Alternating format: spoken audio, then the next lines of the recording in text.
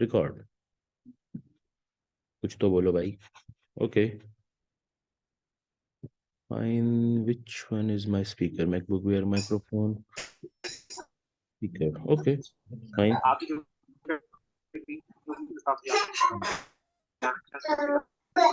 Welcome to international financial management या international finance.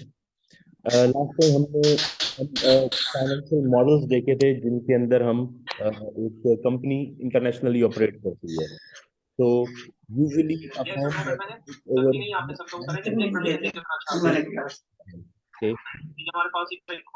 तो multinational corporation किस तरह से चलती हैं, कैसे हमने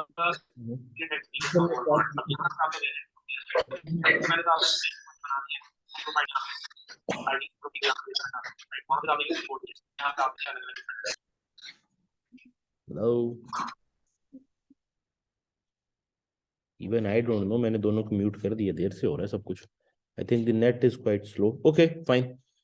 सो मूविंग फॉरवर्ड, हमने जो लास्ट टाइम डिस्कस किया था that was multinational corporations different types की होती हैं। इसके अंदर फिर सबसे बड़ा जो प्रॉब्लम फेस करना पड़ता है एक मल्टीनेशनल कॉर्पोरेशन को, that was the agency problem. Because एक कंपनी है जिसको उसके शेयर होल्डर्स रन नहीं कर रहे, उसको रन करने के लिए शेयर होल्डर्स ने किसी को अपॉइंट किया है। अब वो पर्सन शेयर होल्डर्स का एजेंट है, और एजेंट अगर शेयर होल्डर्स के बेस्ट इंटरेस्ट में काम नहीं करेगा, अपनी फिड्यूशरी ऑब्लिगेशन को कंप्लीट नहीं करेगा, फुलफिल नहीं करेगा, तो कॉन्ट्रैक्ट ऑफ एजेंसी जो है वो टर्मिनेट हो जाता है। Again this is the agency problem कि मैनेजर जो है या आपका अपॉइंटेड सीईओ है जो कंपनी को आपके बिहाफ पर चला रहा है, उसके अपने ऑब्जेक्टिव्स हैं, उसे अपनी पर्क्स एंड प्रिविलेजेस चाहिए, वो कंपनी की ग्रोथ चाहता है लेकिन at a slow pace, so that उसकी ग्रोथ भी साथ साथ होती रहे। वो अपने आप को बेनिफिट्स भी देना चाहेगा, और ये सब कुछ जो वो अपने आप को बेनिफिट्स दे रहा होगा वो कॉस्ट शेयर होल्डर्स को बेयर करनी पड़ेगी in terms of lost profit, क्योंकि वो कॉस्ट बन जाएगी बिजनेस की। इसके सॉल्यूशंस भी हमने डिस्कस किए थे। ये बहुत कॉमन प्रॉब्लम रहा है और कॉन्स्टेंटली इसके ऊपर काम होता जा रहा है। फाइनेंस के फील्ड में इसमें बहुत ज्यादा रिसर्च होती है। 2001 में एनरॉन की बैंक्रप्सी के बाद सर्बनी-स्टॉक्स एक्ट, एसओएक्स उसे कहते हैं, सर्बनी-स्टॉक्स एक्ट बना था, जिसके अंदर कॉर्पोरेट गवर्नेंस के रूल्स तय किए गए, डिसाइड किया गया बोर्ड के अंदर किस तरह के लोगों की मेंबरशिप होनी चाहिए, बोर्ड में इंडिपेंडेंट मेंबर्स हों, बाकी सारी सजेशंस उसमें दी गई, और आज तक उसमें इंप्रूवमेंट होती जा रही है। इसके बाद ब्रिटेन में कैडबरी अकॉर्ड भी हुआ था। सो बेसिकली कॉर्पोरेट गवर्नेंस के स्ट्रक्चर, लेकिन इन सब चीजों के बावजूद बोर्ड में हमने डायरेक्टर फीमेल्स भी ऐड करके देख ली, बोर्ड में हमने इंडिपेंडेंट लोग भी ऐड करके देख लिए, लेकिन एजेंसी प्रॉब्लम सॉल्व नहीं होती। तो इसका एनीबडी रिमेंबर्स? ओके, होपफुली ये भी हो जाए। Electricity situation is gonna be terrible. Okay, so again एक पेरेंट कंट्रोल हो गया एजेंसी प्रॉब्लम के, देन कॉर्पोरेट कंट्रोल हो सकता है आपका। स्टॉक्स हमने डिस्कस कर लिया है। Then centralised multinational financial management हमने ये भी डिस्कस की थी, और डिसेंट्रलाइज भी। सेंट्रलाइज के अंदर तमाम डिपार्टमेंट्स जो हैं, finance and management and HR. Sir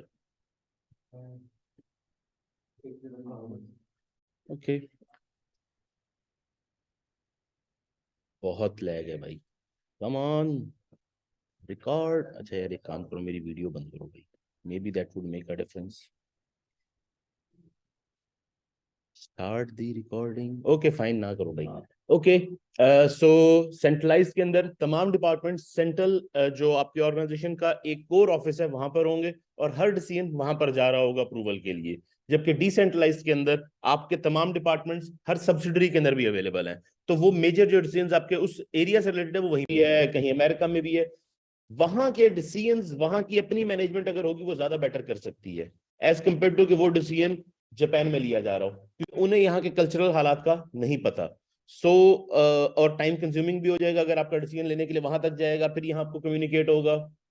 so at times it is good to have a decentralised decision making, लेकिन इसके अंदर इश्यूज भी क्रिएट हो जाते हैं। इसके अंदर मैंने लास्ट टाइम एक एग्जांपल भी आपसे शेयर की थी, आई थिंक सिएटल को की एग्जांपल भी थी इसके अंदर। Okay, then why pursue international business? हम आखिर इंटरनेशनल बिजनेस करते ही क्यों हैं? एक एमएनसी हम क्यों बनाते हैं? हम अपनी कंट्री में बिजनेस कर लें। एक कंपनी एक कंट्री के बॉर्डर से बाहर बिजनेस क्यों? वो आपको थाईलैंड में मिलेंगे, उसकी इंडस्ट्री, उसके वर्कर, उसकी टेक्नोलॉजी वो आपको पाकिस्तान में नहीं मिलेगी। सो वो चीज अगर आपको बनानी है वो वहीं पर ही बन के आएगी। So this is an important factor specially